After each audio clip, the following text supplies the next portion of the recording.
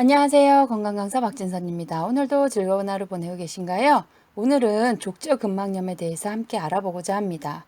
족저근막염을 앓고 계신 분들은 많은데요. 이게 왜 앓게 되고 또 어떻게 예방할 수 있는지 궁금해 하시는 것 같아요. 그래서 같이 한번 알아보도록 하겠습니다. 발 뒤꿈치가 아프기 시작하고 발을 딛기가 힘들어진다면 족저근막염이라고 생각하시면 됩니다.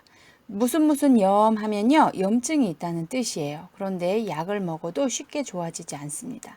바른 휴식을 취하기가 어렵기 때문에 염증이 반복이 되거든요. 하지만 몇 가지 방법만 기억하신다면 쉽게 회복되실 수 있을 거라고 생각돼요. 여기에 보이는 근육은 종아리에 있는 가자미근과 비복근입니다.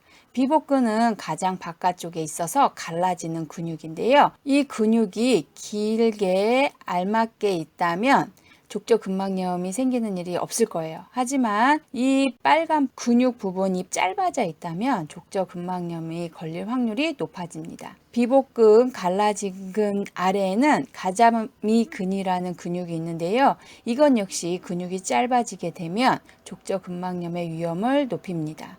이 근육들은 다 뒤꿈치 끝에 붙어 있어서요.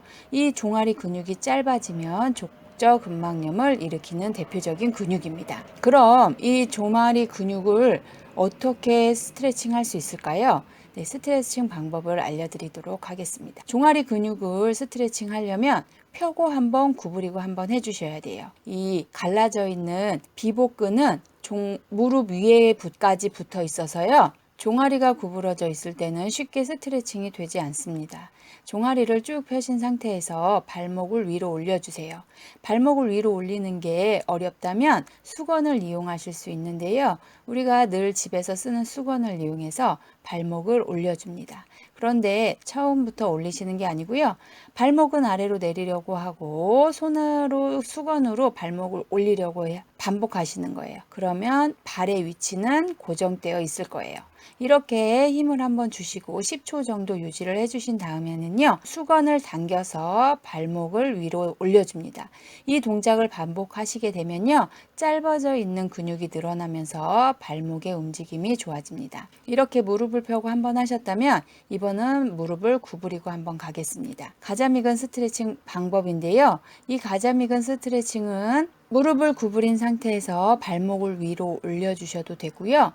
이 근육이 스트레칭만 되는 게 아니라 이완과 수축을 반복할 수 있도록 발목을 올렸다 뒤꿈치를 들었다를 반복합니다. 이렇게 반복을 해 주신다면요. 종아리의 스트레칭은 물론이고 혈액순환에도 큰 도움이 되니까요. 꼭 기억해 주셨으면 좋겠습니다. 이렇게 종아리 스트레칭을 했다면 족저근막염이 대부분이 좋아졌을 거라고 생각됩니다. 그렇지만 아주 미세하게 통증이 남아 있다면 발바닥에 있는 족저방형근과 모지 외전근을 관심 있게 보셔야 되는데요. 큰 근육들을 스트레칭하고도 뒤꿈치에 통증이 남아져 있다면 지금 여기 보이시는 별 모양의 위치에 손가락을 이용해서 꾹 한번 눌러봐 주시기 바랍니다. 별 자리를 지그시 눌러 주었을 때 통증이 온다면 그냥 지그시 눌러주세요. 이 부분을 매우 힘껏 누르신다든지 문지르시게 되면 염증이 증가할 수 있으니 반드시 기억해 주시길 바랍니다. 족저근막염은 한번 좋아지면 괜찮을까요? 아니죠. 우리가 생활 습관이 변하지 않으면 족저근막염은 계속됩니다. 그럼 족저근막염을 예방할 수 있는 방법을 말씀드릴게요. 높은 굽을 자주 신지 않습니다.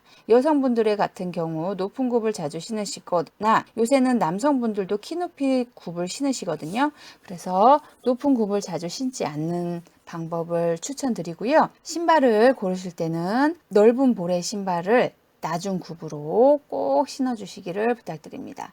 나는 스타일을 포기할 수 없다 이러신 분들은 2311 법칙을 이용해 주시면 좋겠습니다. 2311 법칙은요. 평일에 이틀은 높은 굽을 신었다면 3일은 낮은 굽을 신으시고요.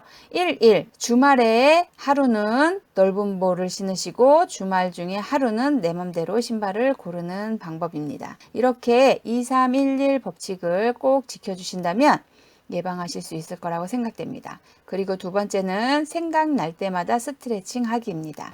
앉아 있을 땐 가자믹은, 집에서 휴식할 때 무릎을 펼 수 있을 때는 비복근을 계속 스트레칭 하신다면요, 다시는 족저근막염으로 고생하는 일이 없을 거라고 생각됩니다. 여기까지 족저근막염에 대해서 말씀드렸고요. 족저근막염으로 고생하셨던 분들에게 도움이 됐길 바라고요. 도움이 되셨다면 좋아요와 구독 부탁드립니다.